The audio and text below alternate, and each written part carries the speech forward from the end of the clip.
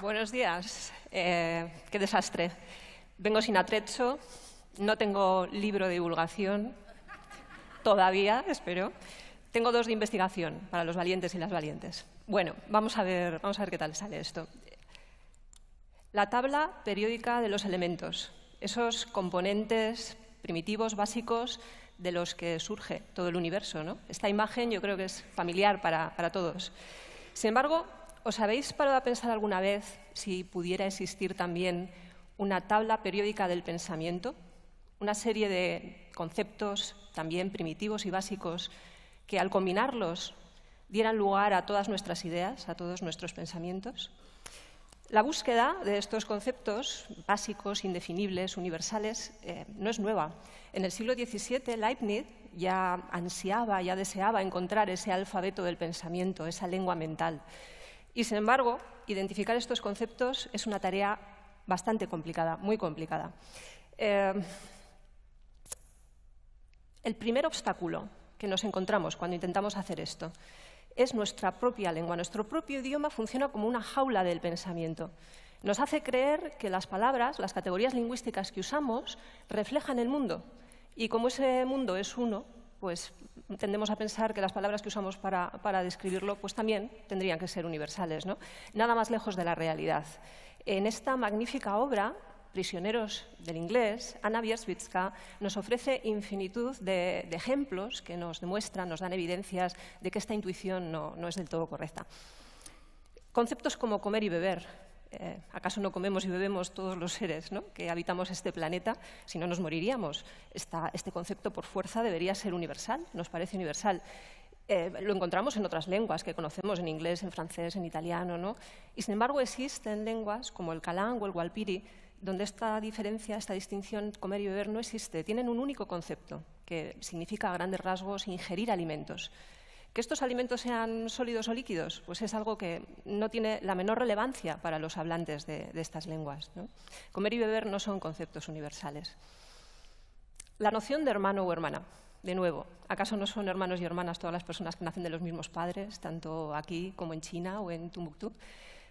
Otro concepto que nos puede parecer universal. Pero os propongo un experimento. Vamos a intentar evaluar la universalidad de esta noción en relación a una familia que yo creo que no nos es desconocida. Felipe VI podría decir, o dice, sin ningún problema, que tiene 2 hermanas. Y cada una de ellas diría que tiene un hermano y una hermana, respectivamente, ¿no? Yo creo que hasta aquí todos podemos estar de acuerdo. Pero, ¿qué ocurriría si la familia real fuesen miembros de una tribu aborigen australiana cuya lengua nativa es el Kayardild? Esta lengua está en peligro de extinción, tiene menos de 10 hablantes ya. Pero bueno, en este caso Felipe VI diría que Elena y Cristina son sus wakatas. Wakatas es una noción similar a nuestro concepto de hermanas, aunque no plenamente coincidente, no coincide al 100%. Son sus wakatas, pero entonces Elena y Cristina entre sí son también wakatas, podríamos esperar, ¿no?, hermanas.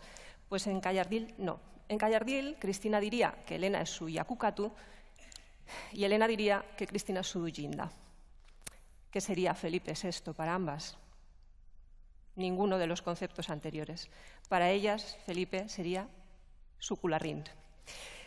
Bueno, esto puede ser complicado de entender, pero en realidad es bastante sencillo. Lo que ocurre es que en español tenemos un único criterio para clasificar a las personas que nacen de los mismos padres. Y ese criterio es el género de la persona de la que hablamos. Si es un hombre es nuestro hermano, si es una mujer es nuestra hermana. ¿Qué ocurre en Kayardild? Que juegan con 3 criterios. El género del hablante, el género de la persona de la que hablan y la edad de ambos. De la combinación de estos 3 criterios surge una clasificación con 5 categorías, ninguna de las cuales es plenamente coincidente con nuestro concepto de hermano o hermana. Hermano o hermana no es un concepto universal. Distintas lenguas cortan la realidad por distintos lugares. Pero entonces, la pregunta es, ¿existen conceptos universales? Y si existen, ¿sabemos cuáles son? Es un tema difícil, es un tema controvertido.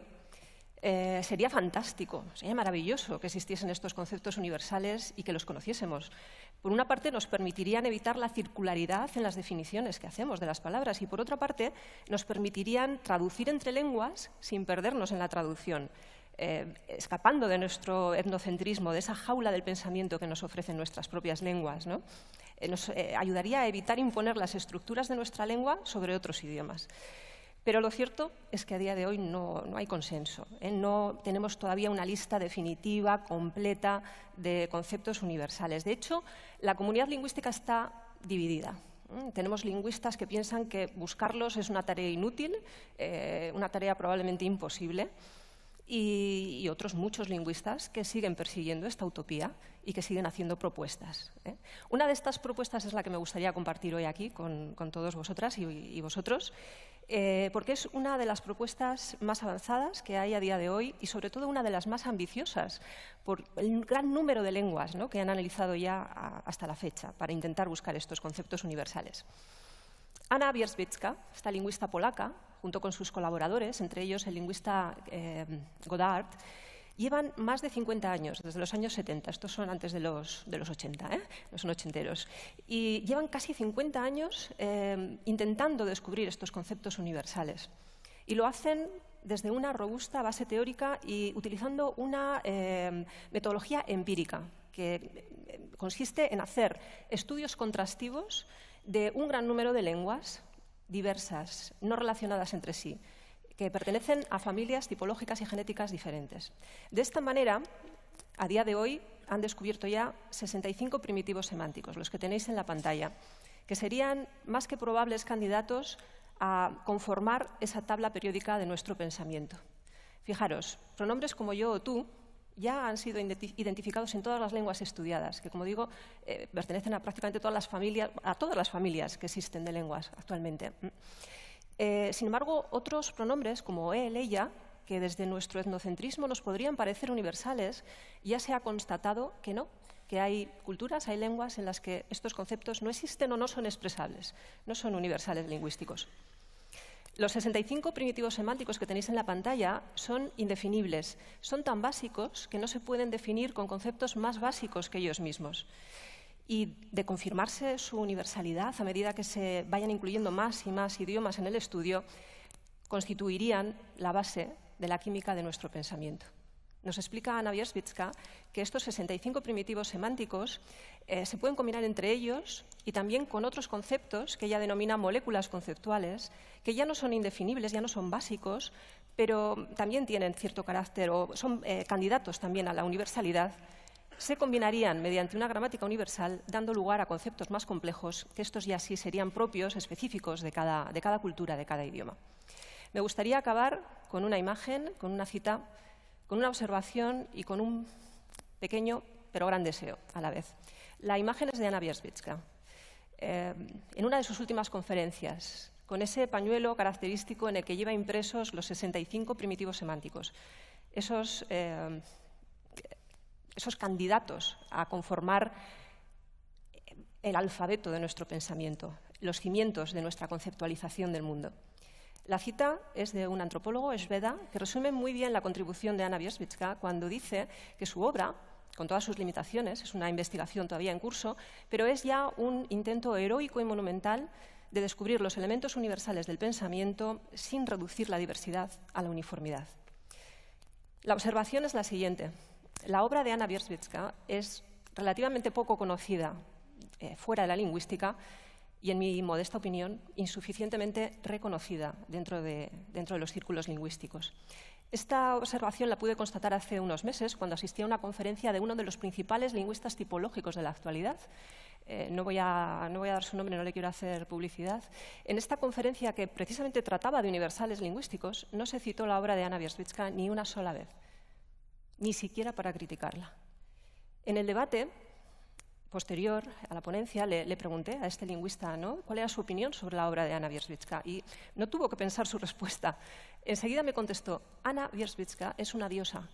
Pocos lingüistas han realizado análisis contrastivos tan exhaustivos, tan detallados como los suyos, y pasarán muchos años hasta que surja un lingüista o una lingüista que esté a su altura.